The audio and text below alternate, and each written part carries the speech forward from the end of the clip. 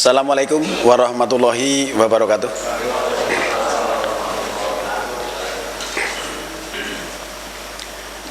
Alhamdulillah. Alhamdulillahilladzi hadana li hada wa ma kunna linahtadiya laula an hadanallah. Laqad ja'at rusulu rabbina bil haqqi wa nudu andilkumul jannatu ristumuha bima kuntum ta'malun. Walladzi arsala rasulahu bil huda wa dinil haqqi liyudhhira 'ala dini kullihi walau karihal musyrikun. Asyhadu alla ilaha illallah wahdahu la syarikalah wa asyhadu anna Muhammadan abduhu wa rasuluh. Allahumma shalli wa sallim wa barik ala Muhammadin wa ala alihi wa sahbihi ajmain, amma ba'd. Bapak-bapak dan ibu-ibu sekalian, marilah terlebih dahulu kita senantiasa memanjatkan rasa syukur kehadirat Allah Subhanahu wa taala atas segala nikmat yang masih senantiasa dilimpahkan kepada kita sekalian, sehingga pada pertemuan kali ini kita diberi kesempatan dengan kesehatan dan umur panjang. Kita bisa hadir di tempat ini dalam keadaan berbahagia dengan penuh rasa keimanan, kesadaran dan keinsafan diri kita. Diharapkan dengan kesadaran dan keinsafan itu kita akan bisa menerima suatu pengertian yang kemudian kita akan bisa merasakan dan selanjutnya untuk kita laksanakan dalam kegiatan sehari-hari di dalam masyarakat.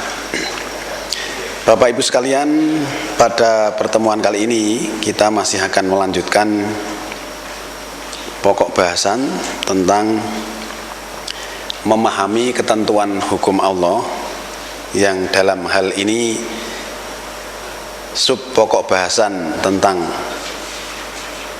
bagaimana kita harus ittiba Rasul atau mengikuti Rasul. Pada pertemuan yang lalu kita sudah sampaikan beberapa hal yang berkaitan dengan pengertian mengikuti Rasul, yang berarti mengikuti seluruh ajaran yang disampaikan oleh Rasul. Pada pertemuan yang lalu kita sudah menyampaikan beberapa ayat yang berkaitan dengan apa yang disampaikan Rasul untuk kaumnya.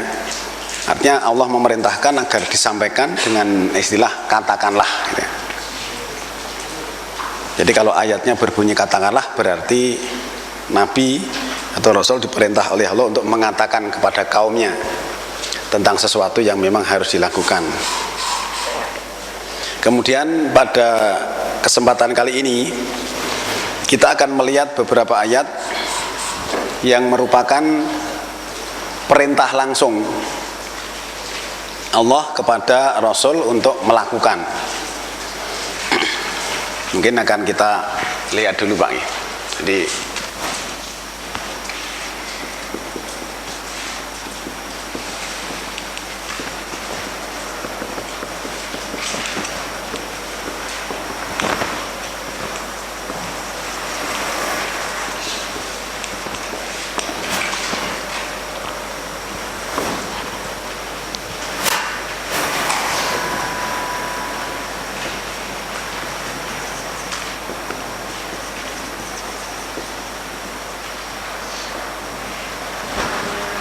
ittiba Rasul ini memang perlu kita sampaikan karena banyak di antara kita menafsirkan pengertian ittiba Rasul itu antara yang satu dengan yang lain ternyata masih sangat berbeda, bahkan berseberangan. Untuk itu kita harus menyamakan suatu persepsi, pandangan dan juga pemahaman. Sebagaimana yang pernah kami sampaikan bahwa kalau kita melihat sesuatu persoalan dan dari berbagai kalangan memahaminya berbeda satu sama lain, itu suatu pertanda bahwa pemahaman itu belum pas benar, belum sesuai dengan yang dimaksudkan. Sebab kalau Allah memberikan petunjuk tentang sesuatu, sudah barang tentu akan dilihat dan dipandang dari manapun itu hasilnya pasti sama.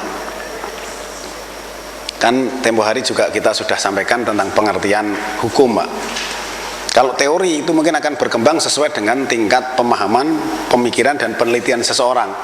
Tetapi kalau sudah ditetapkan menjadi hukum, itu hasilnya harus sama. Dibuktikan oleh siapapun juga hasilnya harus sama. Itulah yang dimaksud dengan hukum. Nah, Al-Quran ini mengandung ketentuan hukum yang harus dilaksanakan oleh umat manusia. Nah, kalau ketentuan itu ternyata masing-masingnya pemahamannya berbeda, sudah barang tentu pelaksanaannya pun akan berbeda. Nah, akibatnya mestinya aturan hukum yang ditetapkan oleh Allah yang satu itu harusnya juga sama dan seragam, tetapi fakta membuktikan masing-masingnya mempunyai penafsiran yang berbeda satu sama lain. Karena Allah itu hanya satu, seharusnya pemahaman itu harus satu juga. Untuk itu kita senantiasa mencari, kita senantiasa meneliti dan mengkaji agar supaya mendapatkan satu pengertian yang sama. Sehingga dengan pengertian yang sama tentang sesuatu, maka umat Islam nantinya akan kokoh, Pak, akan menjadi satu. Karena memang awalnya dulu kita sudah tahu kemarin surat kedua ayat 213 bahwa manusia itu adalah umat yang satu. Kemudian Allah membangkitkan masing-masing umat itu nabi untuk memberi kabar gembira dan peringatan. Kemudian dari masing-masing nabi diberikan kitab yang maknanya adalah ketetapan Allah. Ketetapan itu bermaksud untuk menyelesaikan perselisihan di antara mereka. Nah, perselisihan itu muncul karena adanya unsur kedengkian satu sama lain. Ini sebenarnya kalau diurutkan itu persoalannya sebenarnya jelas, Pak, bahwa kalau kita mengikuti apa yang ditetapkan oleh Allah, maka seluruhnya akan berjalan dengan baik. Sekarang kita akan melihat ayat-ayat yang berkaitan dengan perintah langsung kepada Nabi Muhammad selaku Rasul untuk melaksanakan ketentuan hukum yang ada dalam Al-Quran itu. Kalau tempo hari perintah untuk kaumnya dengan ayat-ayat katakanlah, tetapi sekarang perintahnya langsung, Pak.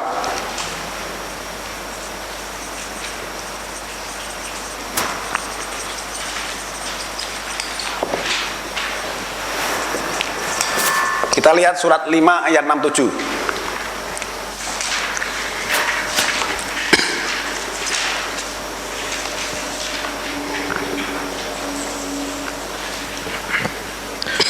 A'udzu billahi minasyaitonir rajim.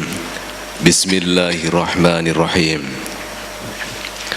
Ya ayyuhar rasulu balligh ma unzila ilaika mir rabbika wa illam taf'al fama ballaghta risalatahu wallahu ya'simuka minan nasi innallaha la yahdil qaumal kafirin.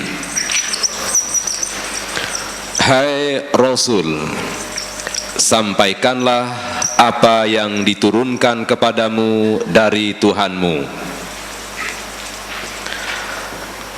dan jika tidak kamu kerjakan apa yang diperintahkan itu, berarti kamu tidak menyampaikan amanatnya. Allah memelihara kamu dari manusia. Sesungguhnya Allah tidak memberi petunjuk kepada orang-orang kafir.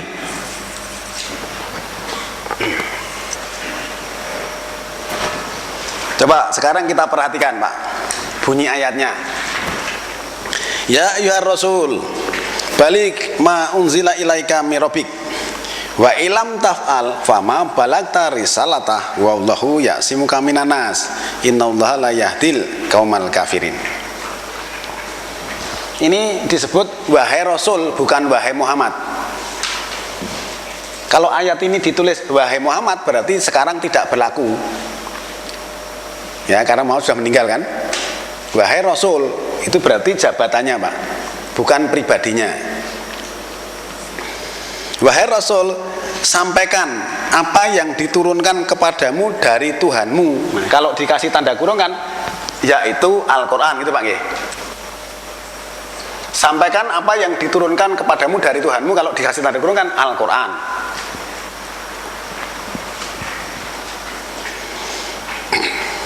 Kemudian wa ilam taf'al fama balagta risalatah wallahu ya'simuka minan nas.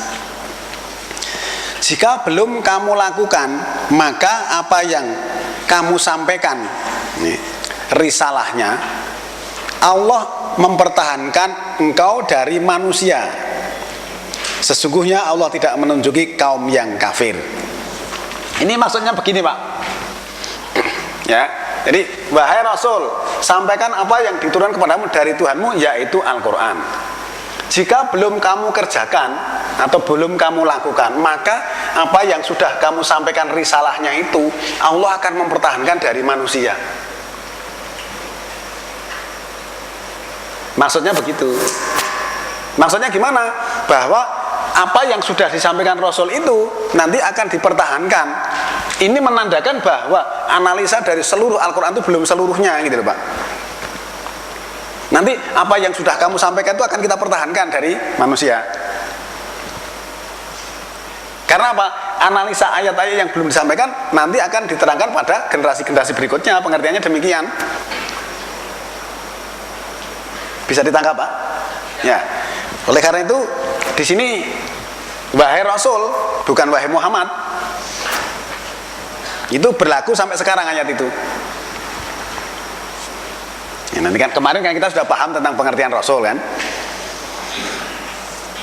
Jadi perintah ini langsung ya. Kalau ayat-ayat yang tempoh hari kita pahami itu perintah untuk mengatakan kepada kaumnya, tetapi ini kepada yang bersangkutan. Wahai Rasul, sampaikan apa yang diturunkan kepadamu dari Tuhanmu. Ini perintah langsung. Kemudian kita lihat surat 6 ayat 106.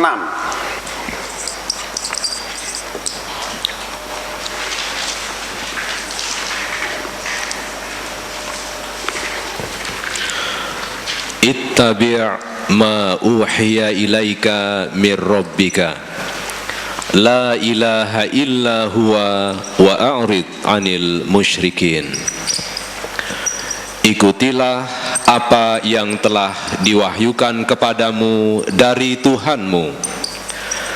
Tidak ada Tuhan selain Dia, dan berpalinglah dari orang-orang musyrik.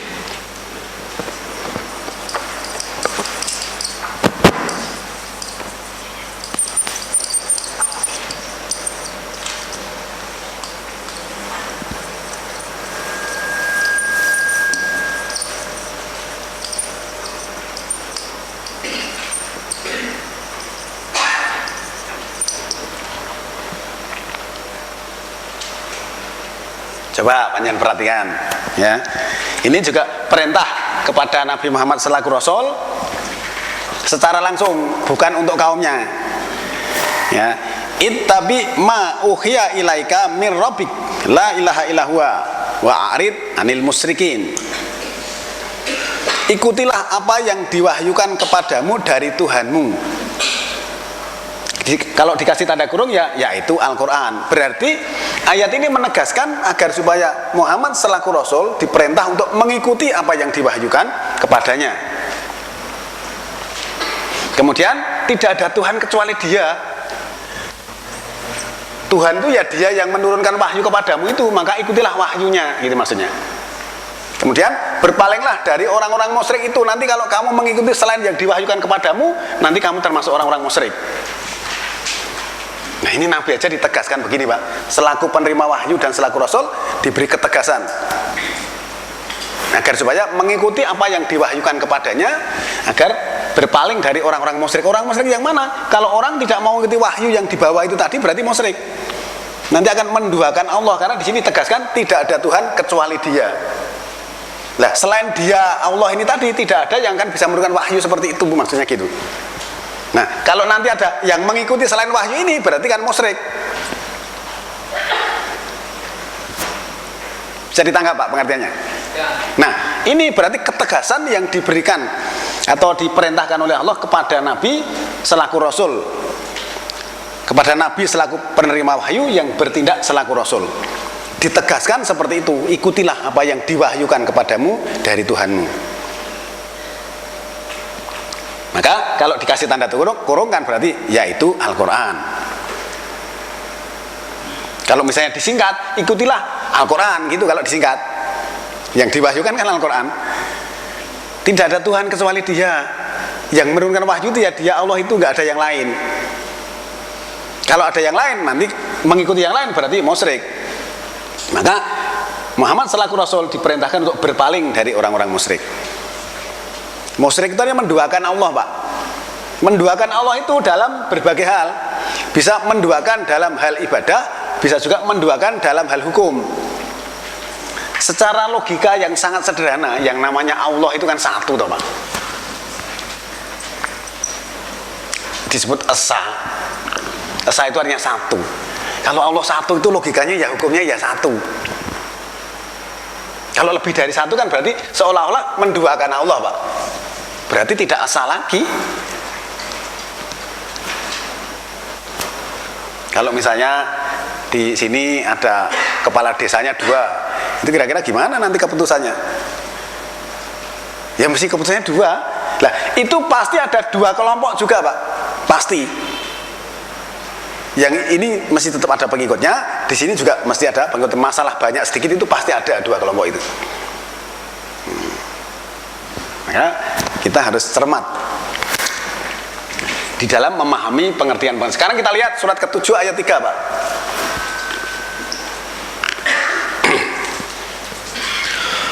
Ittabi'u ma unzila ilaikum mir rabbikum wa la tattabi'u min dunihi awliya qalilan ma tadhakkarun. Ikutilah apa yang diturunkan kepadamu dari Tuhanmu, dan janganlah kamu mengikuti pemimpin-pemimpin selainnya. Amat sedikitlah kamu mengambil pelajaran daripadanya.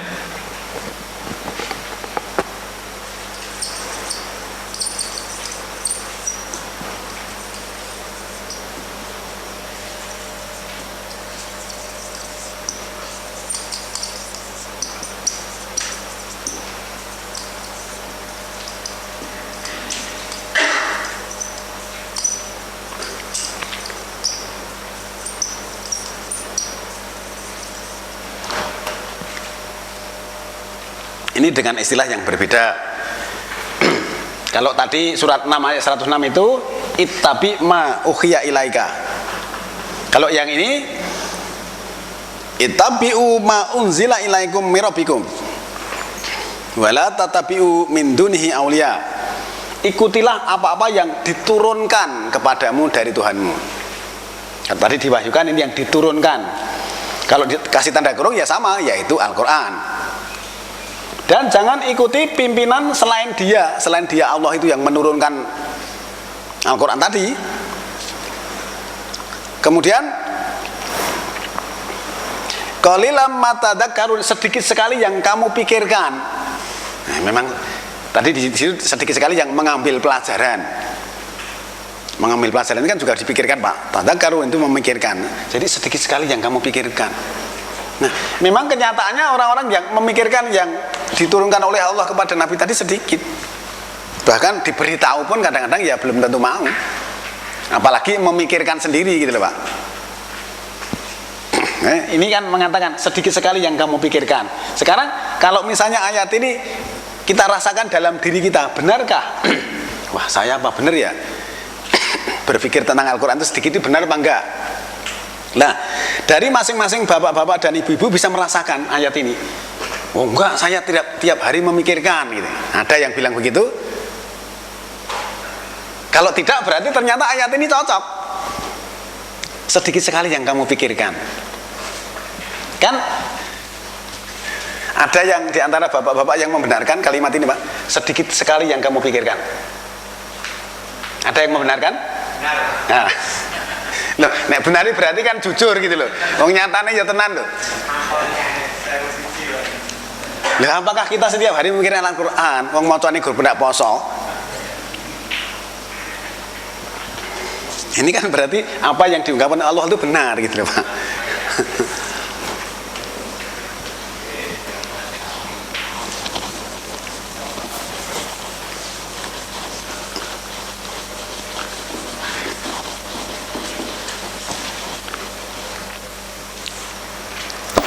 Jadi sebenarnya kalau kita mencermati ayat-ayat ini tadi, baru beberapa ayat kan sudah cukup jelas bahwa Muhammad selaku nabi dan juga selaku rasul itu senantiasa dipesankan oleh Allah seperti itu. Ikutilah apa yang diturunkan kepadamu dari Tuhanmu. Kemudian ikutilah apa yang diwahyukan kepadamu dari Tuhanmu. Jangan ikuti pimpinan selain Dia, tidak ada Tuhan kecuali Dia. Itu kan merupakan satu pesan agar supaya jangan sampai bergeser kepada apa yang diwahyukan. Loh, Nabi sendiri sebagai penerima wahyu aja dipesan seperti itu. Nah, apalagi kita gitu loh Pak, yang sebagai pengikut. Nah, tetapi pesannya kemarin disampaikan lewat katakanlah, kowe kondo yang kaummu. Kan berarti kan sama saja. Maka saya katakan bahwa ketentuan hukum yang Allah turunkan itu berlaku untuk umatnya, juga berlaku untuk yang menyampaikan. Sebenarnya itu kan berlaku untuk yang menyampaikan. Jadi Allah tidak membedakan. Berlaku untuk kaumnya, termasuk kita, berlaku untuk yang menyampaikan, Rasul sendiri. Sekarang kita lihat surat 5 ayat 49.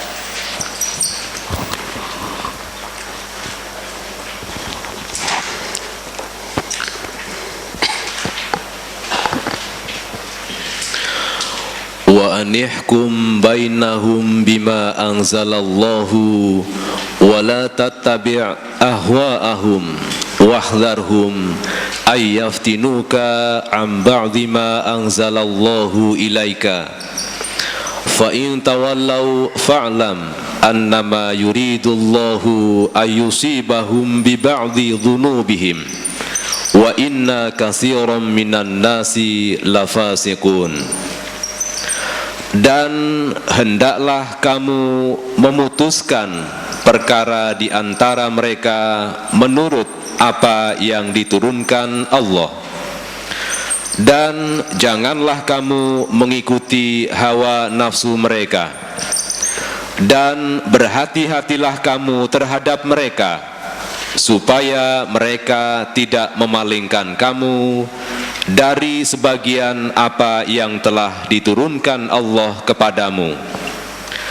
Jika mereka berpaling, maka ketahuilah bahwa sesungguhnya Allah menghendaki akan menimpakan musibah kepada mereka disebabkan sebagian dosa-dosa mereka.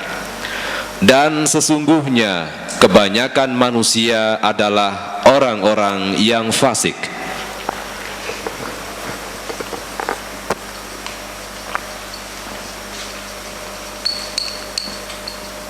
Nah, ini coba, ya. Ini Allah kan berpesan, Pak. Wa anihkum bainahum bima anzalallah. Dan hukumlah, itu artinya tentukan hukum. Wa anihkum bainahum, dan hukumlah, tentukan hukum di antara mereka dengan apa yang Allah turunkan. Kalau dikasih tanda kurung ya itu Al-Quran. Jadi Nabi diperintah untuk menentukan hukum kepada kaumnya itu dengan apa yang Allah turunkan. Itu nanti nek penjana melihat bahwa malam yahkum bima anzalallahu faulaika humul kafirun. Siapa yang tidak menghukum atau menentukan hukum dengan apa yang Allah turunkan, itulah orang-orang kafir. 544. Siapa yang tidak menghukum dengan yang Allah turunkan, itulah orang-orang dolim. 545. Siapa yang tidak menghukum dengan yang Allah turunkan, itulah orang-orang fasik. 547. Nah, terus ini ditegaskan, hukumlah di antara mereka, wa anihkum bainahum bima anzalallah, dengan apa-apa yang Allah turunkan itu. Terus kemudian dipesan juga, dan jangan mengikuti hawa atau keserakahan mereka, dan waspadalah terhadap mereka, berhati-hatilah terhadap mereka, awasilah mereka, karena mereka itu akan memfitnah kamu dari sebagian yang Allah turunkan kepadamu, akan memfitnah Al-Quran yang diturunkan kepadamu. Kan kalau ini dikasih tanda kurung ya itu Al-Quran. Kalau kamu tidak hati-hati, nanti mereka akan memfitnah tentang Al-Quran ini.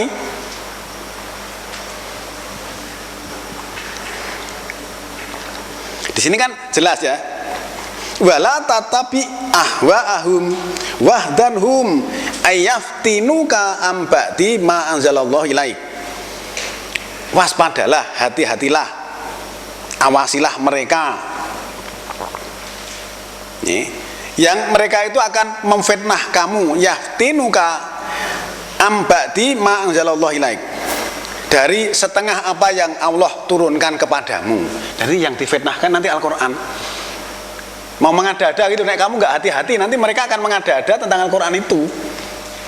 Maka setiap menentukan hukum harus berdasarkan apa yang Allah turunkan, jangan pakai yang lain, maksudnya gitu loh Pak. Kan ayat ini tegas sekali kan. Kemudian ayat lanjutannya, fa in tawalau fa'lam annama yuridullahu ayyusibahum bi ba'di dzunubihim. Jika mereka berpaling, maka ketahuilah bahwa Allah ingin menimpakan setengah dosa-dosa mereka. Kemudian wa inna katsiran minan nasi la fasikun, dan kebanyakan dari manusia itu adalah fasik. Fasik itu melanggar hukum dengan sengaja, Pak. Nah, ini lanjutannya, jika mereka berpaling,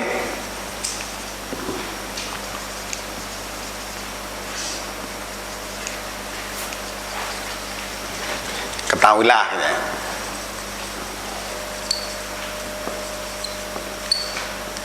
Dan kebanyakan manusia itu adalah fasik, Pak. Coba penjenengan perhatikan dan dicermati ayat itu. Kalau kita tidak hati-hati, itu banyak orang-orang yang ingin mengada-ada, ingin memfitnah tentang Al-Quran. Maka setiap menentukan hukum harus dengan apa yang Allah turunkan itu. Kalau kita nggak hati-hati, nanti justru akan diselundupkan, akan disodorkan hukum yang bukan dari Allah. Katanya, wah ini juga dari Nabi, gitu loh Pak. Nah, kan pengertian ayat ini cukup bisa dipahami dengan jelas. Perintah Allah kepada Nabi itu supaya berhati-hati, hati-hatilah. Kenapa begitu? Tempo hari sudah kita pahami bahwa ketika beliau masih hidup pun ternyata orang mengatakan taat, tapi setelah di belakang sebagian, yang walaupun nggak semuanya, sebagian dari mereka menyampaikan yang tidak dikatakan oleh Nabi. Nah, kalau orang-orang seperti itu misalnya dimintai berita, kan otomatis yang diberitakan itu mesti yang tidak benar. Wong Nabi masih hidup aja sudah menyampaikan tidak benar, apalagi sekarang sudah tidak ada. Kan logikanya begitu. Ya, kemarin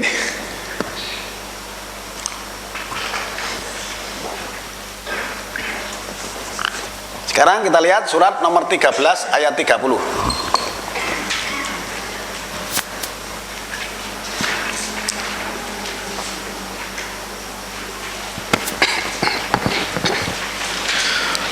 Kadzalika arsalnaka fi ummatin qad khalat min qabliha umamun litaslu alaihimul ladzi auhayna ilaika wa hum yakfuruna birrahman. Qul huwa rabbi la ilaha illa huwa alaihi tawakkaltu wa ilaihi matab. Demikianlah kami telah mengutus kamu pada suatu umat yang sungguh telah berlalu beberapa umat sebelumnya, supaya kamu membacakan kepada mereka Al-Quran yang kami wahyukan kepadamu, padahal mereka kafir kepada Tuhan yang Maha Pemurah. Katakanlah, dialah Tuhanku, tidak ada Tuhan selain Dia. Hanya kepadanya aku bertawakal, dan hanya kepadanya aku bertobat.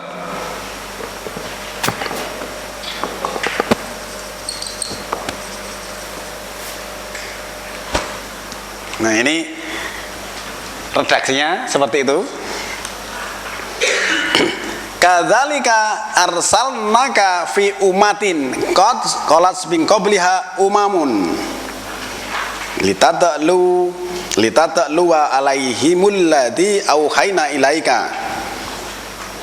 Seperti itulah kami mengutus engkau pada umat yang sungguh telah berlalu umat-umat sebelumnya. Nah, artinya umat sebelumnya juga kami pernah mengutus sepertimu, maksudnya gitu. Kalau kemarin surat 344, tidaklah Muhammad itu kecuali Rasul. Sungguh telah berlalu Rasul-Rasul sebelumnya. Surat 575, tidaklah Al-Masih putra Maryam adalah seorang rasul, sungguh telah berlalu rasul-rasul sebelumnya. Tapi ini tidak seperti itulah kami telah mengutus engkau, mengutusmu pada umat yang sungguh telah berlalu umat-umat sebelumnya yang juga kami utus seperti hanya engkau kami utus, maksudnya gitu. Redaksinya dibalik Pak, umatnya yang ditonjolkan. Kalau kemarin yang ditambahkan adalah rasulnya. Berarti kan umat yang zaman dulunya sebelum Nabi Muhammad diutus pada umat yang sekarang itu juga sudah diutus rasul, maksudnya begitu. Bisa ditangkap Pak pengertiannya? Ya, itu kan redaksinya kan kebalikan dari yang surat 575 atau 3144 yang kemarin.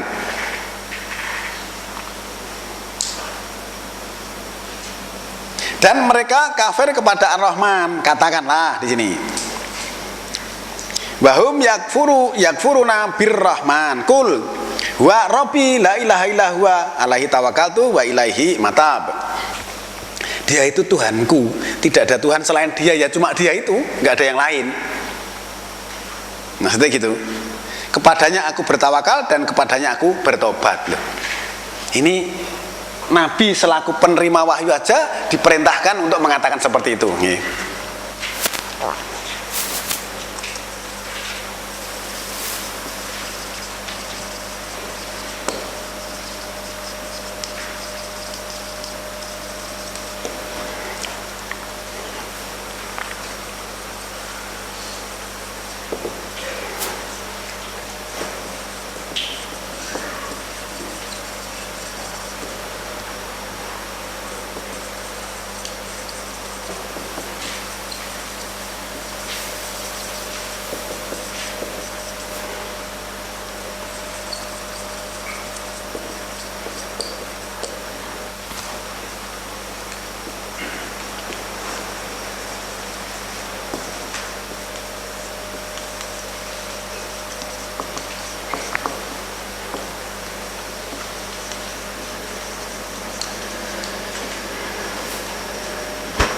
Nabi aja suruh mengatakan seperti itu, Pak.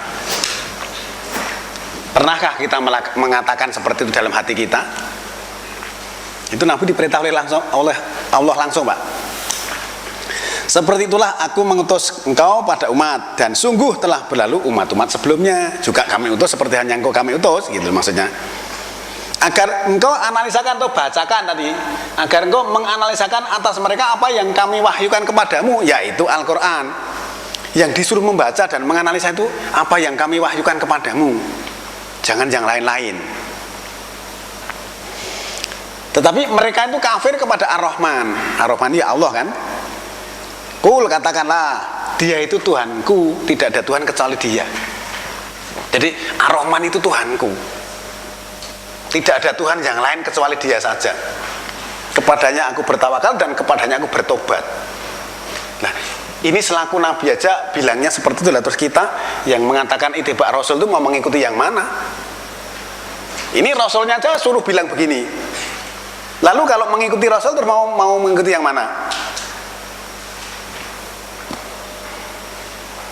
Nah, coba ya kita cermati, Pak.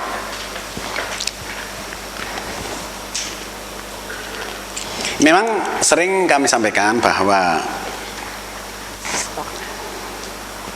di dalam kita memahami suatu pengertian atau memahami ayat, itu harus betul-betul dicermati antara masing-masing kata dalam kalimat itu. Karena setiap kata itu mengandung makna, Pak, kalau dicermati.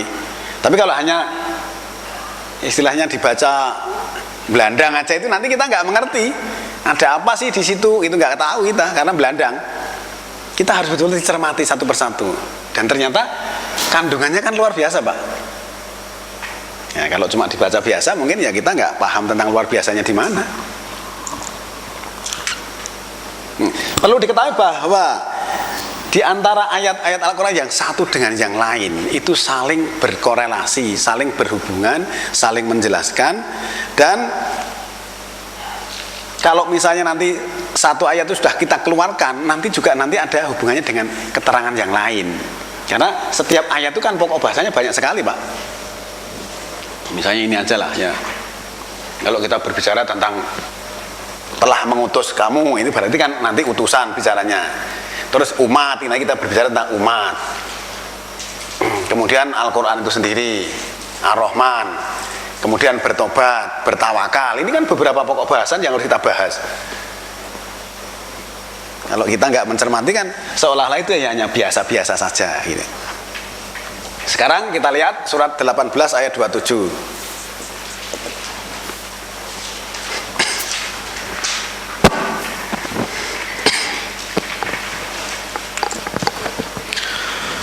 Watlu ma uhiya ilaika min kitabi rabbika la mubaddila li kalimatihi wa lan tajida min dunihi multahada. Dan analisakanlah apa yang diwahyukan kepadamu, yaitu kitab Tuhanmu, Al-Quran.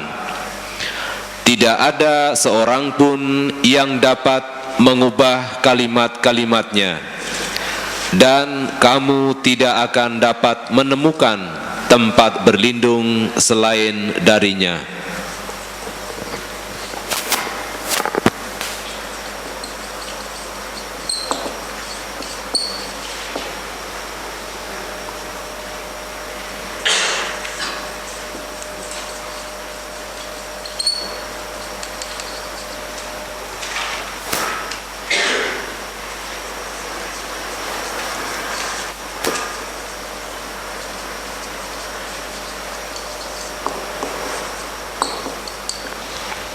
Nah, ini kan juga tegas, Pak. Dan analisakan, kalau biasanya di sini dibacakan itu ya. Watlu ma uhiya ilaika min kitabi rabbika. Analisakan apa yang diwahyukan kepadamu dari kitab Tuhanmu. Kitab itu tadi saya katakan maknanya ketetapan. Supaya dianalisa nanti orang akan tahu tidak ada perubahan bagi kalimat-kalimatnya. Jadi kalimatnya Allah itu dari dulu, sekarang, dan seterusnya nggak pernah ada perubahan. Kalau Allah sudah mengatakan kamu mutakin nanti masuk surga, itu berlaku terus, tidak pernah dirubah. Kamu kafir nanti masuk neraka juga nggak pernah dirubah. Ini adalah Pak, pengertiannya kan kita harus betul-betul cermat gitu ya. Dan tidak akan kamu dapatkan penguasa atau pelindung tadi selain Dia, selain Allah itu, yang berkuasa mutlak. Yang bisa melindungi apapun itu hanya Allah saja, tidak ada yang lain, Pak. Maka kita harus betul-betul komitmen terhadap kalimat-kalimat Allah itu tadi. Kalimat Allah itu tidak pernah ada perubahan. Sudah sempurna, benar dan adil. Itu surat 115 kan? Wa tamat kalimatu rabbika sidqan wa adla la mubadila li kalimatihi. Telah tamat kalimat Tuhan dan benar dan adil, tidak ada perubahan bagi kalimat-kalimatnya. Nah, kan sebenarnya cukup jelas, Pak, itu. Kemudian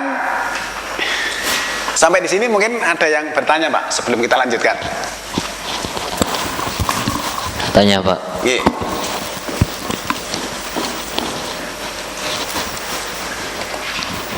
Misal ya, bila kita mengikuti sikap atau tingkah laku Muhammad sebelum jadi Nabi, terus gimana, Pak? Menentang ayat apa enggak? Misal kayak etika gitu. Misalnya apa? Yang diikuti misalnya apa? Bagaimana Bapak bisa tahu pribadi sebelum Nabi Muhammad jadi Nabi? Dari mana kita tahu? Ya, katanya gitu. Nah, ya katanya. Kalau pribadinya pribadinya Muhammad selaku Nabi dan Rasul, itu setelah umur 40 tahun kita tahu, Pak. 40 tahun sampai 63 tahun. Nanti seluruh pribadi, apapun yang beliau lakukan itu ada dalam Al-Quran. Lah kalau sebelumnya kita tahu dari mana? Nah, kan tidak jelas. Lah di sini ittiba Rasul itu di sini, Pak. Kemarin sudah kita katakan di sini namanya Muhammad ya. Di sini namanya juga Muhammad, sama, masih Muhammad, nggak dirubah.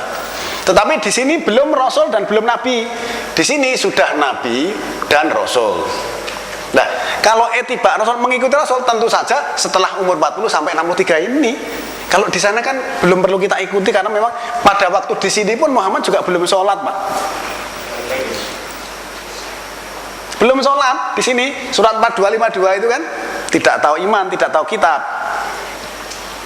Maka yang harus kita ikuti setelah beliau menerima wahyu Al-Quran, maka ayat-ayat tadi kan menegaskan, ikutilah apa yang kami wahyukan kepadamu, ikutilah apa yang kami turunkan kepadamu, agar engkau menganalisakan apa-apa yang kami wahyukan kepadamu.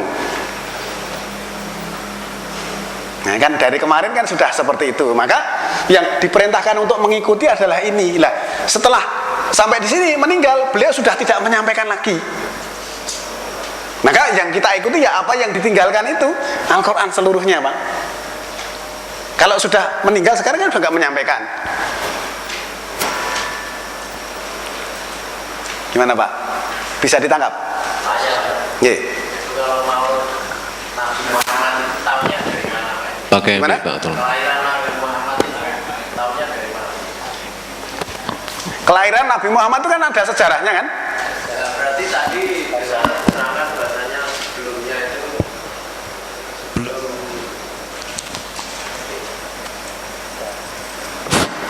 sebelum menjadi Rasul itu kan tadi katanya tidak bisa kita ketahui. Ya, itu tadi perilaku loh yang dikatakan. Iya. Ini kalau kelahiran kan tanggal lahirnya sekian, itu kan gampang. Ya. Tapi kalau kelakuan perilaku itu kan panjang sekali, Pak, ceritanya. Nah, tadi Pak Min mengatakan bahasanya sebelum menjadi Nabi dan Rasul itu kan kita tidak bisa mengetahui, padahal setelah jadi Nabi ke sini kita bisa tahu semuanya.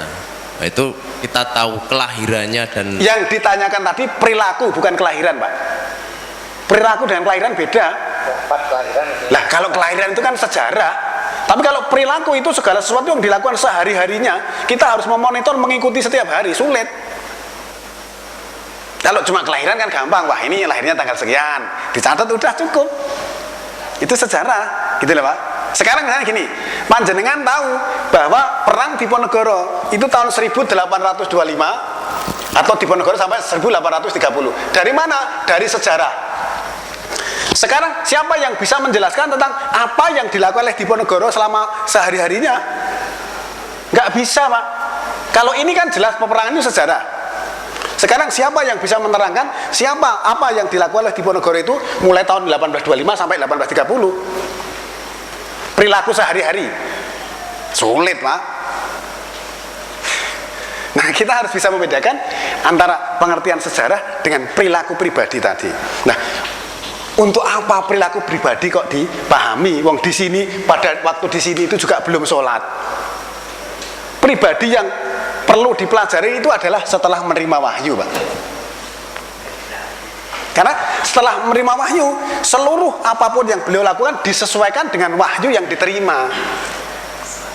Gitu loh, Pak. Kan kemarin kita sudah sampaikan, pada saat orang mau makan harus membaca basmalah.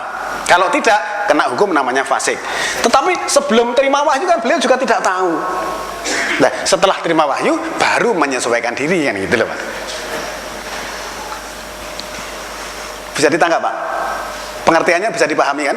Antara sejarah dengan perilaku pribadi tadi. Kan? Kalau perilaku pribadi itu luas sekali, pemahamannya sulit untuk meneliti. Tetapi kalau ini yang menceritakan tentang pribadinya itu nanti Allah, bisa dipertanggungjawabkan kebenarannya. Karena seluruh apa yang dilakukan oleh Nabi dan Rasul setelah menerima wahyu itu ada dalam Al-Quran. Kita mudah mendeteksi. Kalau perilaku pribadi tadi ternyata pada waktu Nabi masih hidup pun masih ada juga orang-orang yang munafik. Misalnya Nabi ngomong A tapi dia ngomong B. Tetapi kalau yang memberitakan Allah itu pasti benar 100%, Pak. Ya nanti akan kita lihat. Artinya perilaku yang dilakukan oleh Nabi di dalam Al-Quran nanti akan kita lihat. Yang memberitakan Allah gitu loh, Pak. tanya lagi, Pak. Ya. Tadi kan perilaku yang menceritakan Allah ya. Sedangkan Nabi itu diberi wahyu. Nah, cerita itu diberikan kepada cerita berwujud wahyu itu diberikan pada Nabi atau kepada siapa itu, Pak? Dari yang menerima wahyu Nabi kepada siapa? Ya Nabi. Nah ya, cerita wahyu yang ada di dalam Quran itu menceritakan tentang sejarah Nabi, perilaku Nabi. Bukan perilaku. Al-Quran itu petunjuk, bukan perilaku Nabi. Tadi Pak Min mengatakan Loh, kalau kita ingin tahu perilaku Nabi setelah menerima wahyu ada dalam Al-Quran, saya bilang begitu. ada di dalam Al-Quran. Iya, tetapi Al-Quran itu bukan perilaku Nabi, tapi Al-Quran adalah petunjuk. Kita jangan keliru. Nah, kita harus memahami pengertian ya. Kalau tadi saya katakan, kalau kita ingin tahu perilakunya Nabi, itu Al-Quran menjelaskan. Tetapi Al-Quran itu bukan perilaku Nabi, tetapi petunjuk. Nah, bingung sama? Dengan kalimat seperti ini bingung mungkin. Artinya berarti itu hanya Nabi itu hanya didikte oleh Allah itu ya Pak? Loh iya, Nabi memang utusannya Allah, ya didikte dari Allah. Nah, kalau dia tahu sendiri ngapain dia tak terima wahyu waktu di sini ngomong nyampaikan. Didikte dari Allah karena memang dia utusan. Rasul ini utusan. Utusan itu nek cara bahasa sing anu pesuruh. Ya mesti didikte karo yang nyuruh toh. Kamu ke sana, kamu kerjakan ini, itu yang dikte yang nyuruh. Terus kita ini Pak, ini apakah berlaku untuk seperti Nabi itu atau kita hanya mengikuti itu, hanya ikut-ikutan saja seperti Nabi, sedangkan itu untuk Nabi itu Pak? Loh, kok untuk Nabi gimana toh? Nah ini Anda baru datang sekarang nggak tahu yang kemarin. Kemarin sudah saya jelaskan, itu nanti dijelaskan waktunya habis. Anda lihat keterangan yang kemarin. Ya, jadi kita bukan ikut-ikutan, kita harus mengikuti apa yang ditunjukkan oleh Allah. Al-Quran sebagai petunjuk itu artinya petunjuk tentang berbagai persoalan. Biasanya memang begini ya, kalau orang diberitahu bahwa Al-Quran sebagai petunjuk, biasanya orang itu akan berusaha mendebat bahwa Al-Quran itu ya biasa-biasa saja. Yang mengatakan biasa saja karena memang dia tidak tahu eksistensi Al-Quran secara utuh. Padahal Al-Quran bisa menerangkan tentang berbagai hal yang tidak pernah bisa dipikirkan oleh manusia. Itu loh Pak masalahnya. Jadi kita coba, kalau dalam sejarahnya Nabi menerima wahyu 23 tahun. Kalau kita ingin memahami dan menjawab pertanyaan, itu nih harus 2 kali. Berarti 46 tahun akan terjawab, atau lebih, mungkin bisa 50 tahun. Loh, larang ngaji nih gur ping pindho ora tekonek bagaimana terjawab? Tidak bisa Pak, ini harus 50 tahun Anda harus datang terus menerus, nanti akan terjawab semua pertanyaan Anda oleh Al-Quran. Nah kebanyakan kan enggak, seolah-olah tekok saya itu semua pertanyaan harus dijawab sekarang, itu enggak bisa. Nek dijawab sekarang nanti juga yang dijawab itu, yang bertanya itu belum tentu tahu. Nanti kan entek-entek wah kuwi karepe ra ngono kuwi mesti ngono. Ya, jadi kalau kita ingin mendapatkan jawaban tentang Al-Quran, apapun yang mau Anda tanyakan itu harus membutuhkan waktu 50 tahun. Kalau Nabi aja menerima wahyu 23 tahun kok. Ini tadi menurut surat ke-567 belum dianalisakan secara keseluruhan. Ya. Monggo lah.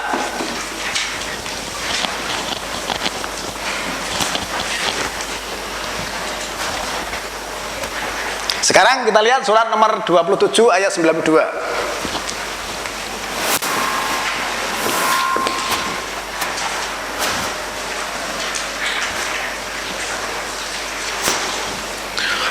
Wa an atluwal Qur'an faman ihtada fa innama yahtadi li nafsihi wa man dhalla faqul innama ana minal mungdirin. Dan supaya aku membacakan Al-Quran kepada manusia, maka barang siapa yang mendapat petunjuk, maka sesungguhnya ia hanyalah mendapat petunjuk untuk dirinya.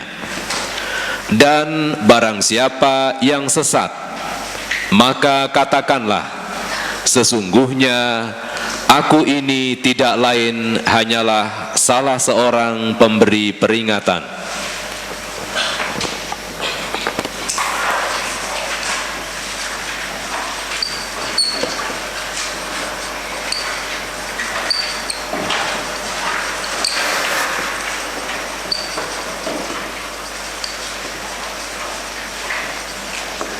Nah, ini kan juga tegas Pak ayatnya. Agar aku menganalisakan Al-Quran. Di situ mungkin membacakan ya. Saya lebih cenderung menganalisa karena dibaca tok kan orang tidak paham. Maka siapa yang mendapat petunjuk, sesungguhnya petunjuk itu untuk dirinya. Dan siapa yang sesat, maka katakanlah bahwa sesungguhnya aku hanyalah pemberi peringatan. Nah, maksud daripada ayat ini bahwa Nabi Muhammad selaku penerima wahyu dan selaku Rasul diperintahkan oleh Allah agar menganalisakan kepada kaumnya itu Al-Quran, jangan yang lain. Kalau dianalisakan kemudian pengikutnya mau, maka dia akan mendapat petunjuk. Tapi kalau dia tidak mau, ya sudah nggak apa-apa, karena tugasnya Rasul hanya memberi peringatan. Kan berarti kalau orang itu mau mengikuti apa yang dianalisakan oleh Rasul tadi, akan mendapat petunjuk. Tapi kalau nggak mau kan berarti dia akan sesat. Nah, sesat itu di atas dirinya sendiri, ya sudah nggak apa-apa, karena Rasul tugasnya hanya memberi peringatan saja. Sebagaimana yang kemarin surat 42-48, jika mereka berpaling, aku tidak mengutus kamu penjaga atas mereka, tapi tugasmu hanyalah menyampaikan. Ya Pak ya, dari beberapa ayat ini tadi kan tidak ada satupun perintah Allah agar supaya Nabi Muhammad selaku Rasul itu menyampaikan yang lain selain wahyu. Sekarang kita lihat surat nomor 33 ayat 2.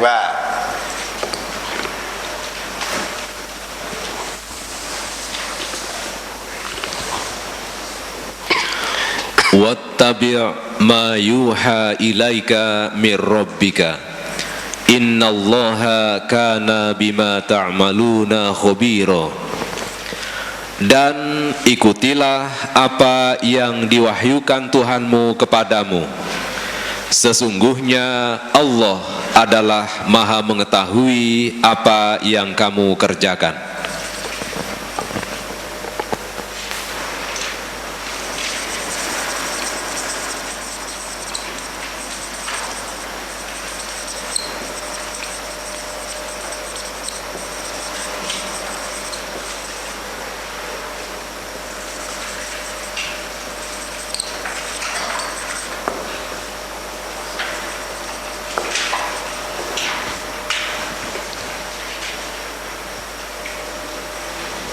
Sini juga ikutilah perintah langsung Pak kepada Nabi Muhammad selaku Rasul.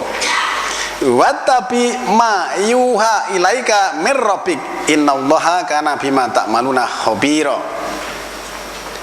Dan ikutilah apa yang diwahyukan kepadamu dari Tuhanmu, yaitu Al-Quran. Sesungguhnya Allah akan mengabarkan apa yang kamu kerjakan. Akan dikabarkan, nanti yang kita kerjakan itu akan diberitakan Pak, lewat rekaman itu diberikan nanti pada hari kiamat. Nih beritanya apa yang kamu kerjakan selama ini. Nah, sebenarnya kalau kita melihat dari beberapa ayat tadi kan cukup jelas. Kalau yang kemarin itu Nabi diperintahkan untuk mengatakan kepada kaumnya, tetapi ini perintah langsung kepada yang bersangkutan. Maka saya katakan bahwa ketentuan itu berlaku untuk kaumnya dan juga berlaku untuk dirinya. Tidak misalnya diperintah hanya untuk kaumnya tapi dirinya enggak, dirinya juga berlaku sama. Ketentuannya sama persis Pak, baik untuk kaumnya maupun untuk dirinya sama. Sekarang kita lihat surat nomor 43 Pak, 43 dan 44.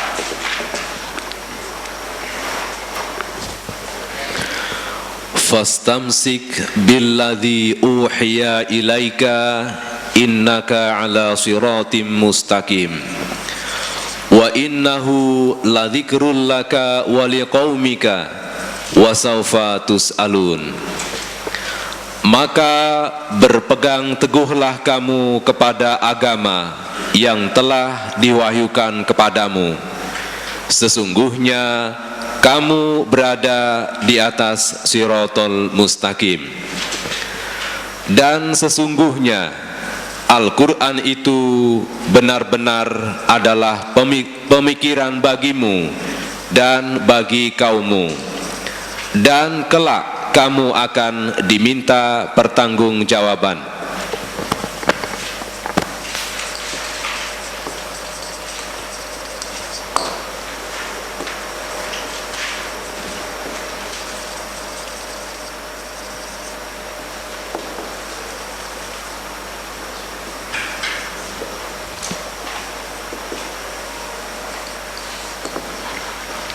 Nah, di situ ini juga tegas, Pak. Fastamsik billadzi uhiya ilaika. Maka berpeganglah pada apa yang diwahyukan kepadamu, yaitu Al-Qur'an. Masih gitu.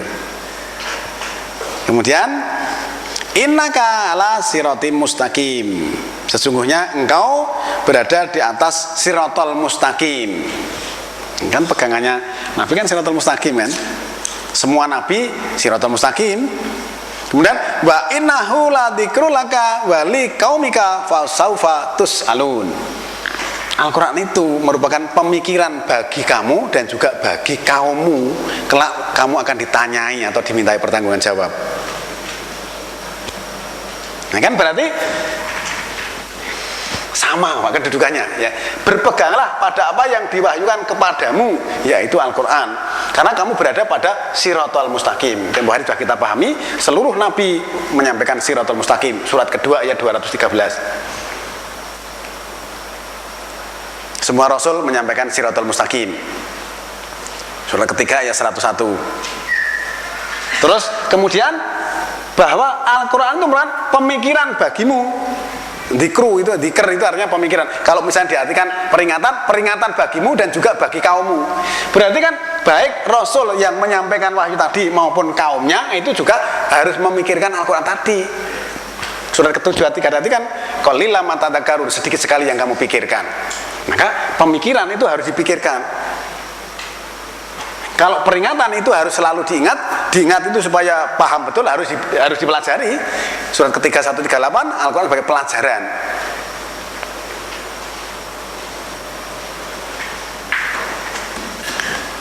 Nah, bapak-bapak dan ibu-ibu sekalian, dari beberapa ayat ini tadi kita bisa mendapatkan satu pengertian bahwa benar ya, apa yang diwahyukan melalui Nabi berupa Al-Quran untuk manusia, kan hudalinas itu petunjuk untuk manusia, itu baik yang menyampaikan maupun kaumnya itu punya tugas yang sama untuk melaksanakan, maksudnya gitu Pak. Artinya Muhammad selaku Rasul dan juga selaku Nabi yang menerima wahyu itu juga mendapat tugas yang sama dengan kita sebagai kaumnya. Kan dari atas tadi kan tidak ada satupun ayat yang keluar daripada wahyu atau Al-Quran, Pak. Perintahnya kan tegas seperti tadi, bahwa berpeganglah kepada apa yang diwahyukan kepadamu, ikutilah apa yang diwahyukan kepadamu, ikutilah apa yang diturunkan kepadamu. Dan redaksinya itu dari berbagai sudut pandang, Pak. Ya. Itu mengandung sesuatu pelajaran yang sebenarnya sangat luar biasa kalau kita mencermati secara cermat. Nah, dengan demikian kan kita harus sudah mulai merubah pola pikir bahwa kalau Nabi aja dipeseni seperti itu, kan pesannya bukan hanya 1-2 ayat, banyak ayat, Pak. Selalu dipesan itu supaya jangan lupa, karena ternyata banyak di antara kaumnya Nabi pada waktu itu, pada waktu di hadapannya mengatakan taat, tapi di belakangnya ngetungi kepelan, misalnya seperti itu. Allah memberitahu, kalau tidak diberitahu lewat ayat, Nabi juga nggak tahu. Maka selalu dipesan, hati-hatilah, waspadalah terhadap mereka. Mereka itu akan memfitnah kamu tentang apa-apa yang kami wahyukan kepadamu. Nah, sampai di sini mungkin masih ada yang ingin berkomentar, Pak, tentang ayat-ayat ini. Monggo, Pak. Pertanyaan saya demikian, Pak. Ini kalau surat-surat ayat-ayat yang disampaikan oleh Allah kepada Nabi Muhammad ini, apakah juga kepada nabi-nabi sebelumnya seperti Nabi Adam, Idris, Nuh, Daud sekian? Terima kasih, Pak. Lah, kemarin kan sudah kita pahami, Pak. Di dalam surat 26 ayat 196, surat nomor 21 ayat 24, kemudian surat 4 ayat 163, surat 42 ayat 13, kemarin kan sudah kita ketahui. Coba sekarang kita lihat surat nomor 26 atau 196. Nggak apa-apa, dibuka lagi.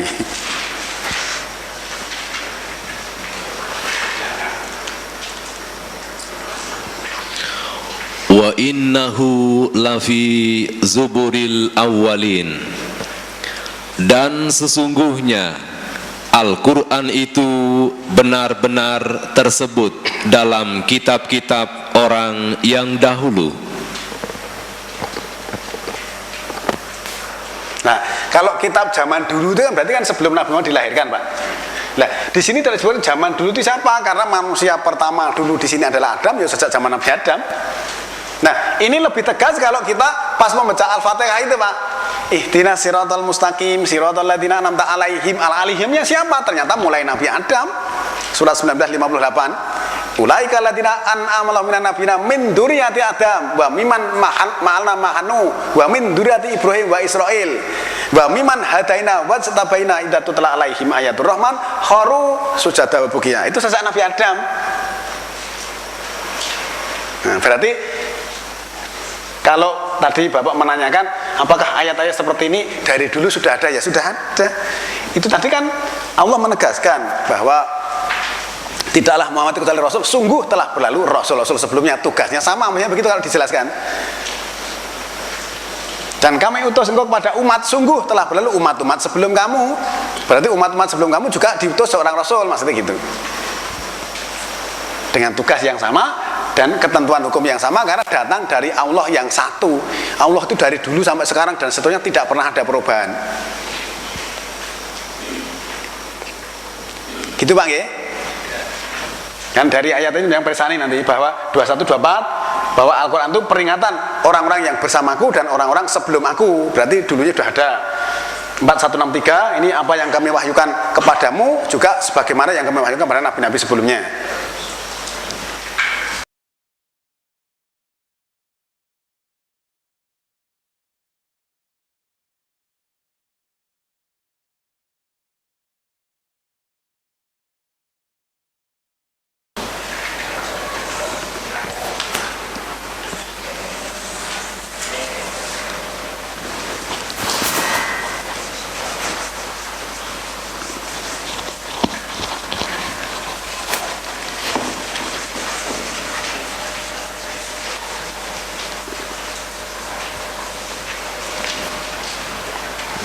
Mungkin yang lain Pak tentang ayat-ayat ini tadi.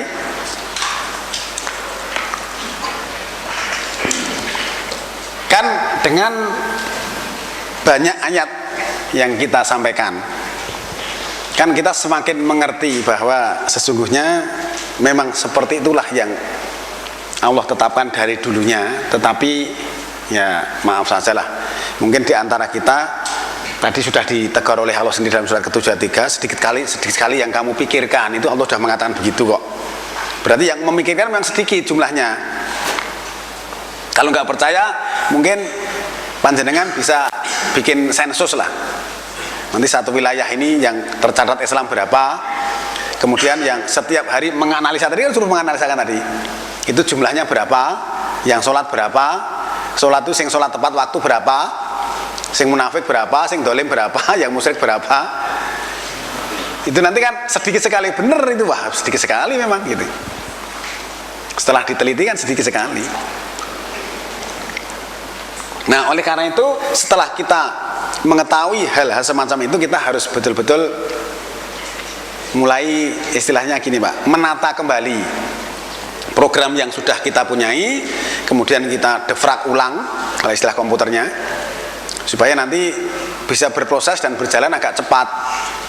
Kalau tidak itu nanti lamban Pak, dikasih tahu berulang-ulang kok muter-muter aja itu nggak sampai-sampai itu. Karena mungkin ada virusnya yang harus dibersihkan. Virus itu ada di sekitar kita Pak, penyanyi persani. Ini virus Pak. Surat ke-7 ayat 16 dan 17.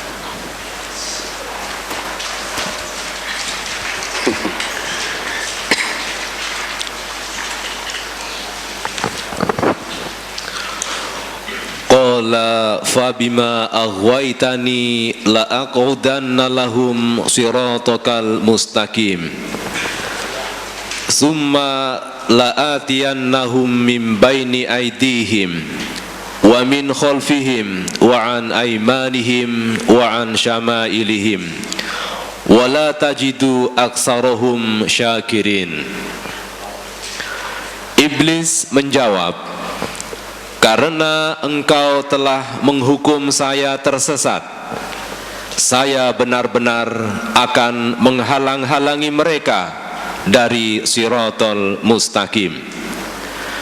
Kemudian saya akan mendatangi mereka dari muka dan dari belakang mereka, dari kanan dan dari kiri mereka. Dan engkau tidak akan mendapati kebanyakan mereka bersyukur. Nah, coba itu saya katakan virus, Pak. Jadi iblis itu akan selalu mendatangi manusia itu dari depannya, dari belakangnya, dari kanan dan dari kirinya. Allah sudah berjanji, iblis sudah berjanji kepada Allah, aku akan menghalang-halangi umatmu itu supaya dia tidak paham tentang Shiratal Mustaqim. Iblis saja ngerti Shiratal Mustaqim loh, Pak. Aku akan mendatangi dari hadapan kamu, dari belakang kamu, dari kiri dan dari kanan kamu, dan engkau akan mendapati kebanyakan dari mereka tidak bersyukur. Halus sekali, Pak. Ya kita ya sholat, kita ya puasa Ramadan, kita ya ibadah haji, tapi oleh iblis itu skenario dibuat supaya orang itu tidak pandai bersyukur. Itu kan halus sekali. Nah, coba. Nah, bersyukur kan menghargai dalam arti luas. Nah, bukan disesatkan dalam arti ben jangan sholat, tidak, silahkan aja sholat. Tapi dibuat supaya dia tidak pandai bersyukur kepada Allah, supaya dia lupa kepada Shiratal Mustaqim tadi. Menurut ayat ini, itu saya katakan virus, Pak. Kita harus hati-hati.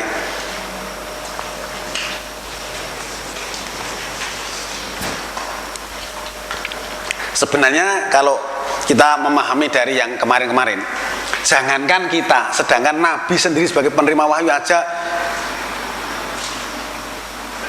dikhianati oleh kaumnya juga nggak tahu kok. Kalau nggak diberitahu lewat ayat nggak tahu, Pak.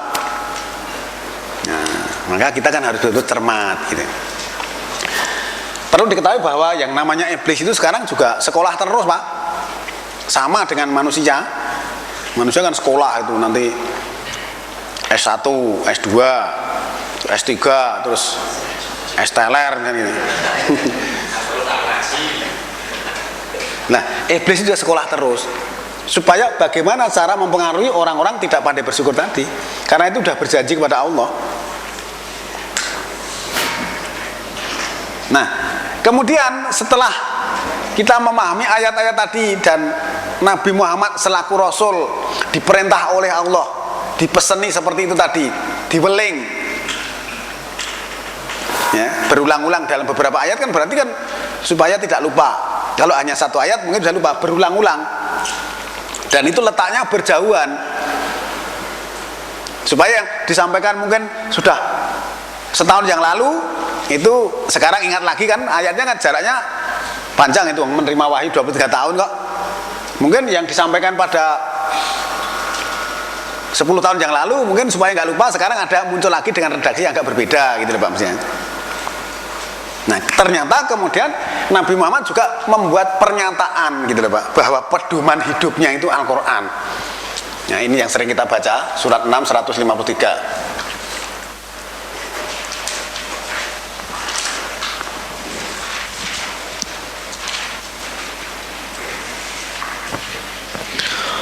Wa anna hadza siratim mustaqiman fattabi'uhu wa la tattabi'us subula fatafarraqu bikum an sabili dzalikum wasaqum bihi la'allakum tattaqun.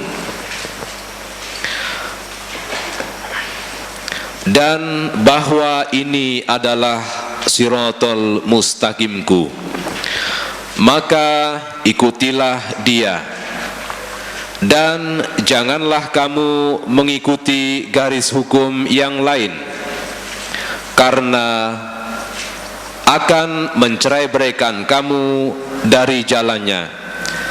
Yang demikian itu diperintahkan Allah kepadamu agar kamu bertakwa.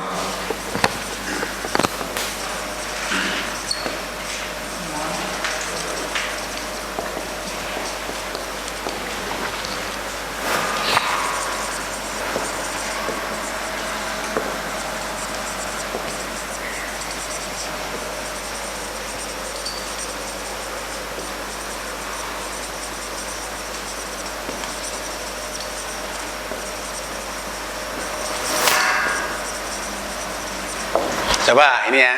Ini Nabi menyatakan tapi ayat ini yang merintahkan Allah. Wa ana hadza sirati mustaqiman. Inilah Al-Qur'an, maksudnya gitu. Tuntunanku yang tegak, jalanku yang lurus. Maka ikutilah dia Al-Qur'an itu. Berarti kan Nabi Muhammad itu jalannya kan Al-Qur'an, tuntunannya kan Al-Qur'an, Pak. Wa ana hadza sirati mustaqiman. Inilah Al-Qur'an, sirotol mustaqimku, tuntunanku yang tegak, tuntunanku yang kokoh, jalanku yang lurus. Maka ikutilah dia Al-Quran atau sirotol mustaqim tadi. Wala tetapi usubula, kamu jangan mengikuti garis hukum yang lain. Hal itu nanti akan memecah belah kamu, mencerai-beraikan kamu dari garis hukumnya Allah. Dalikum wasakum bihi, itulah yang dia wasiatkan kepadamu tentangnya, la'alakum tatakun, semoga kamu bertakwa. Nah, ini kan tegas sekali, Pak. Pernyataan Nabi ini bahwa inilah Al-Quran itu jalanku yang lurus. Kalau jalan yang lurus itu hanya satu, Pak. Kamu jangan ikuti jalan-jalan yang lain. Kalau jalan yang lain itu mesti belok, nggak lurus. Jalanku itu hanya satu, Al-Quran itu. Maka ikutilah dia. Kamu jangan ikuti jalan yang lain, jangan ikuti garis hukum yang lain. Nanti kamu akan belok, akhirnya nggak sampai pada tujuan, maksudnya begitu. Ya. Bisa ditangkap pengertiannya? Jadi kalau kita memahami pengertian ayat ini kan cukup jelas bahwa landasan hukumnya Nabi, tuntunannya Nabi, jalannya Nabi itu Al-Quran.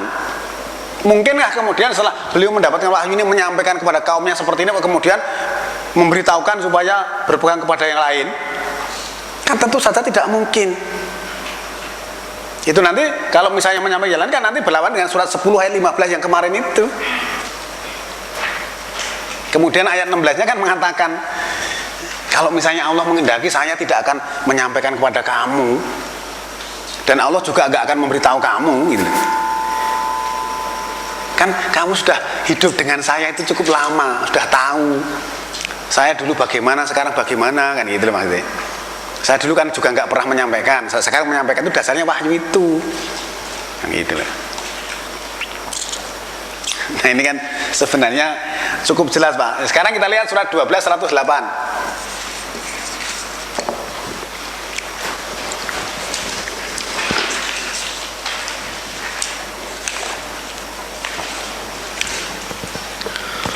Qul hadhihi sabili ad'u ila Allah ala basiratin ana wa manittaba'ani wa subhanallahi wa ma ana minal musyrikin. Katakanlah, inilah jalan agamaku, aku dan orang-orang yang mengikutiku, mengajak kamu kepada Allah dengan hujah yang nyata. Maha suci Allah, dan aku tiada termasuk orang-orang yang musyrik.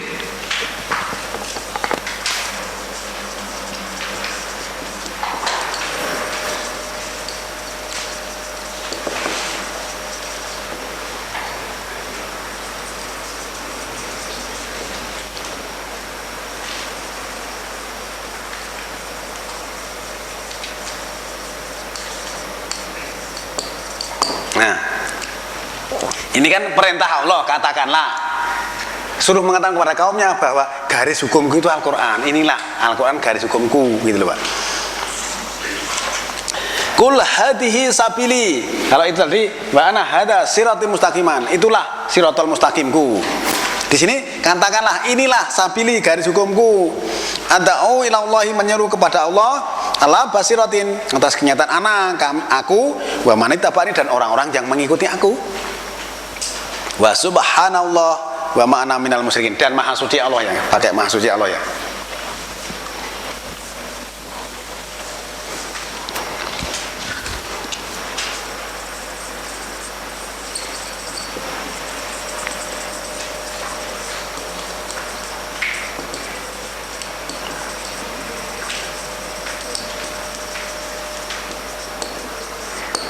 Nah, di sini aku tidak termasuk musyrikin. Jadi Nabi Muhammad itu tidak musyrik. Maka hukumnya ya satu. Nek nanti dua berarti musyrik dalam hukum, Pak. Musyrik itu ada musyrik dalam ibadah, ada musyrik dalam hukum. Kalau hukumnya itu ada lebih dari satu kan musyrik, Pak. Menduakan Allah gitu loh maksudnya. Ini Nabi menegaskan, saya tidak termasuk musyrik. Garis hukumku ya ini Al-Quran ini. Landasan hukum saya, sabili. Menyeru kepada Allah atas kenyataan aku dan orang-orang yang mengikuti aku. Inilah Al-Quran, tuntunanku yang tegak, jalanku yang maka ikutilah dia, jangan ikuti yang lain. Nanti kamu akan cerai-berai. Nah coba, dari kedua ayat ini kan cukup jelas bahwa landasan hukum, jalannya, tuntunannya Nabi itu Al-Quran, Pak. Lalu bagaimana kita yang menyatakan ittiba Rasul kan juga harus mengikuti apa yang dikerjakan oleh Rasul tadi. Lah di sini loh, tadi yang dimaksudkan perilaku Nabi itu artinya perilaku yang berkaitan dengan ketentuan hukum, bukan perilaku pribadi, Pak. Ini anak perilaku pribadi itu ya untuk apa kita teliti? Tanya Pak, ini ada kata-kata hujah yang nyata ini bagaimana maksudnya Pak? Yang ayat berapa yang bilang begitu, Ya Pak? itu tadi ayat 8 108 itu tadi. Ayat 13 108 itu loh Pak. 12 apa 13? 13 108 tadi. Oh 12. 12 Pak yang ini, Pak. Oh. Nah di sini mana ada ayat-ayat hujahnya, mana nggak ada ayatnya yang berbunyi hujah? 108. 13 apa 12? Ya benar ini. Lah ya 12 kan ini yang masih ada di sini, Pak. Lah ya 12 Coba ayat. penyanyi persane ayatnya ada nggak kata-kata hujah?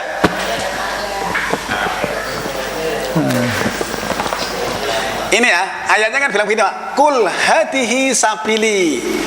Ini saya mengatakan katakanlah inilah Al-Quran garis hukumku. Ya, ad'u ilallah, menyeru kepada Allah. Ala basirotin, atas kenyataan. Siapa? Ana wa manit taba'ani, aku dan orang-orang yang mengikuti aku. Wa subhanallah, dan maha suci Allah. Wa ma'ana minal musyrikin, dan aku tidak termasuk orang-orang musyrik. Lah kan nggak ada kata-kata hujah. Nah makanya ini saya tulis, Pak.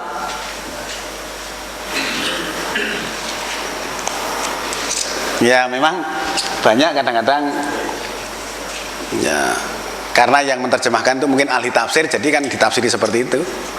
Tapi kalau kita pahami menurut bunyi ayatnya itu akan lebih enak didengar dan maknanya juga sudah cukup jelas gitu, Pak.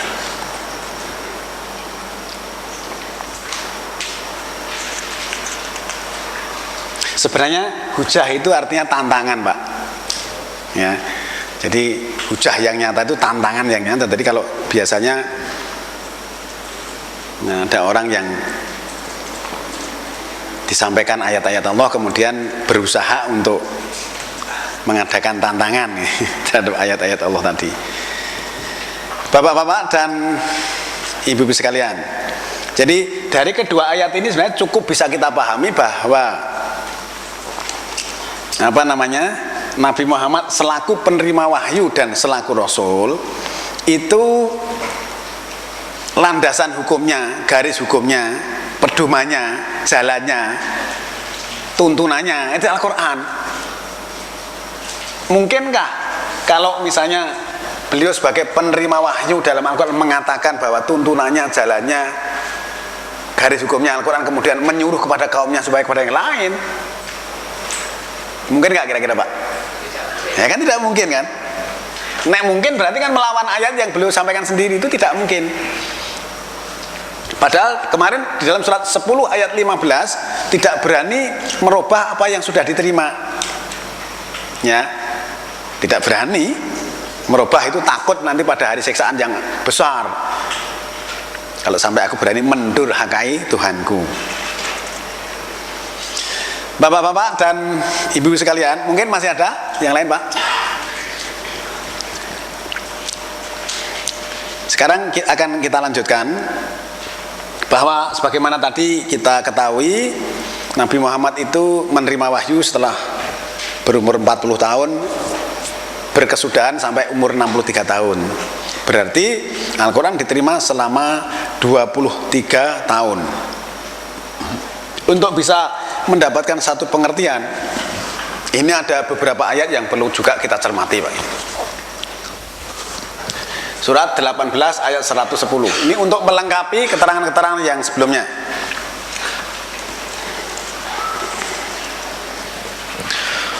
Qul innama ana basyarum mislukum yuha ilayya annama ilahukum ilahu wahid faman kana yarju liqa'a rabbih falyamal amalan shalihan wa la yusyrik bi'ibadati rabbih ahada. Katakanlah, sesungguhnya aku ini hanya seorang manusia seperti kamu yang diwahyukan kepadaku bahwa sesungguhnya Tuhan kamu itu adalah Tuhan yang esa. Barang siapa mengharap perjumpaan dengan Tuhannya, maka hendaklah ia mengerjakan amal yang soleh, dan janganlah ia mempersekutukan seorang pun dalam beribadat kepada Tuhannya. Ini ketegasannya, Pak, bahwa Nabi itu diperintahkan oleh Allah untuk mengatakan kepada kaumnya, katakanlah, sesungguhnya aku ini adalah seorang manusia seperti halnya kamu. Diwahyukan kepadaku bahwa Tuhanmu adalah Tuhan yang satu. Artinya Tuhanmu ya Tuhanku, karena Tuhan itu satu, maksudnya gitu. Maka siapa yang mengharapkan pertemuan dengan Tuhannya adalah mengerjakan amal soleh dan tidak menserikatkan peribadatannya kepada Tuhannya seorang pun. Artinya kalau memang ingin mengharapkan nanti bisa kembali kepada Allah secara baik, secara utuh, itu supaya berbuat amal soleh dan tidak menserikatkan Allah. Orang nanding ke Gusti Allah itu, maksudnya gitu. Nah, ayat ini memberi pengertian kepada kita bahwa sesungguhnya Muhammad itu selaku Nabi secara pribadi itu juga manusia biasa seperti halnya kita. Gitu lah, Pak. Lah, karena manusia biasa ternyata juga diperintahkan untuk melaksanakan apa yang diwahyukan tadi. Satu itu. Kedua, karena manusia biasa itu juga mempunyai kelemahan-kelemahan seperti manusia pada umumnya. Juga bisa lupa, juga bisa sedih, gitu loh, Pak.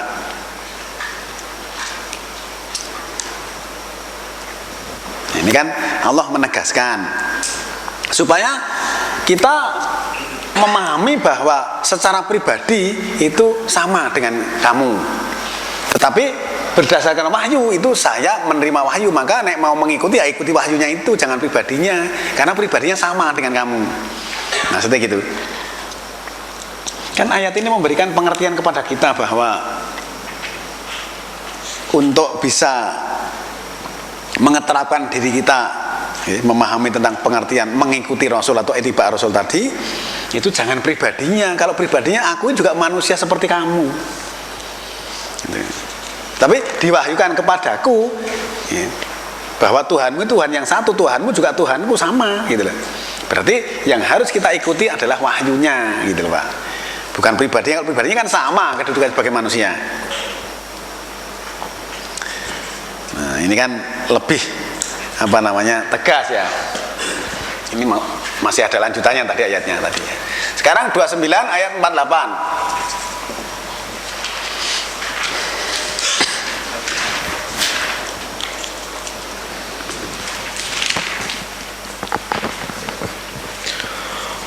Wa ma kunta tatlu min qablihi min kitabin wala tahuttuhu biyaminika idzal lartabal mubtilun.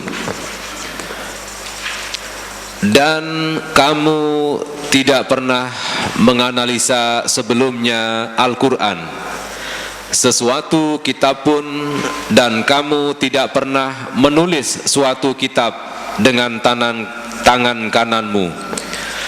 Andai kata kamu pernah membaca dan menulis, benar-benar ragulah orang yang mengingkarimu.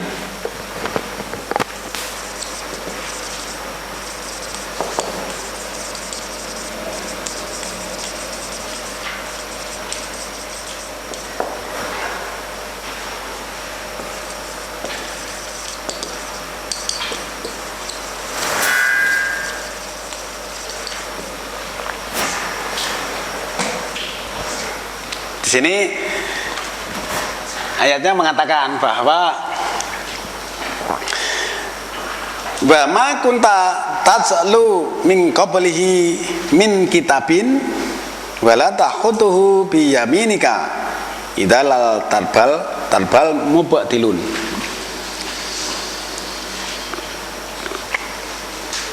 Dan tidaklah kamu menganalisa dari kitab sebelumnya, artinya sebelum terima wahyu, dan tidak pula menulisnya dengan di situ tangan kananmu atau tata hukummu. Ketika itu akan ragu-ragulah orang-orang yang keliru atau salah sangka. Nah. Jadi kalau sebelumnya itu kamu sudah nulis, sudah membaca, sudah menganalisa kitab, itu masih orang-orang akan ragu, wah itu paling ya bikinanmu sendiri, kan gitu loh Pak maksudnya, pengertiannya. Ini berarti memberi informasi kepada kita bahwa sebelum menerima wahyu, Nabi Muhammad juga belum pernah cerita, belum pernah menyampaikan, belum pernah menulis. Kalau memang sudah, itu berarti nanti orang sing keliru itu, sing salah sangka nanti akan ragu-ragu, wah itu paling bikinanmu sendiri, kan gitu.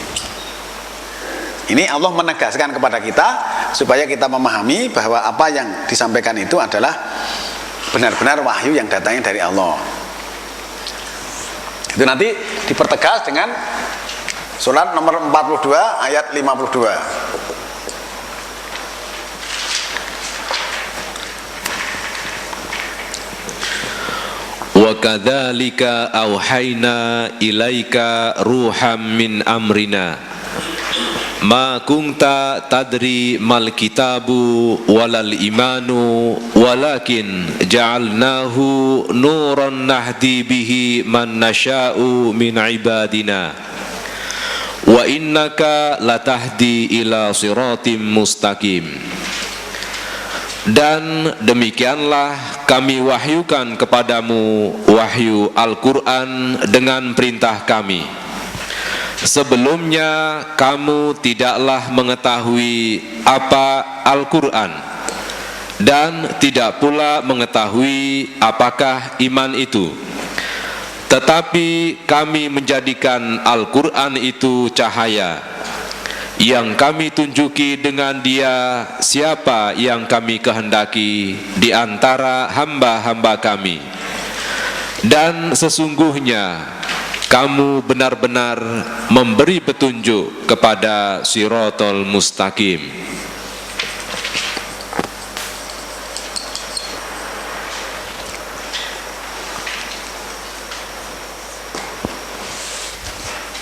Ini kan berarti petunjuknya Nabi kan namanya juga Shiratal Mustaqim. Sebagaimana tadi surat 6 153. Wa kadzalika auhayna ilaika ruham min amrina. Dan seperti itulah kami wahyukan kepadamu roh dari perintah kami. Ya. Tidaklah kamu mengetahui apakah kitab dan tidak pula iman. Ini kan berarti sebelum menerima wahyu itu Nabi juga nggak tahu kitab itu apa, iman itu apa, nggak tahu. Maka saya katakan tadi bahwa sebelum menerima wahyu atau sebelum umur 40 tahun tadi kan belum sholat.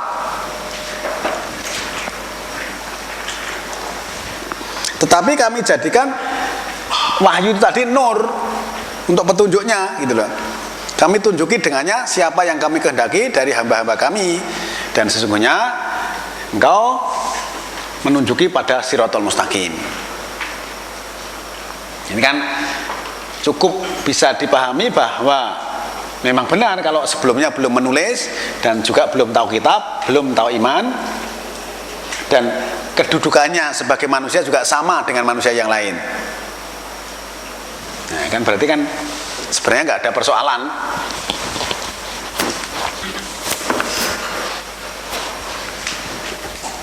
Sekarang kita lihat surat 46 ayat 9. Kemarin sudah kita lihat Pak, ini hubungannya dengan ini tadi supaya lebih jelas.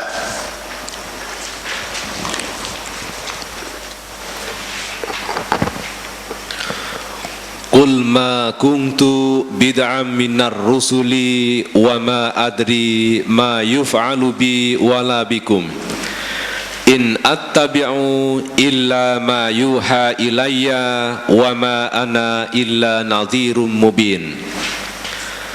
Katakanlah, aku bukanlah Rasul yang pertama di antara Rasul-Rasul, dan aku tidak mengetahui apa yang akan diperbuat terhadapku dan tidak pula terhadapmu.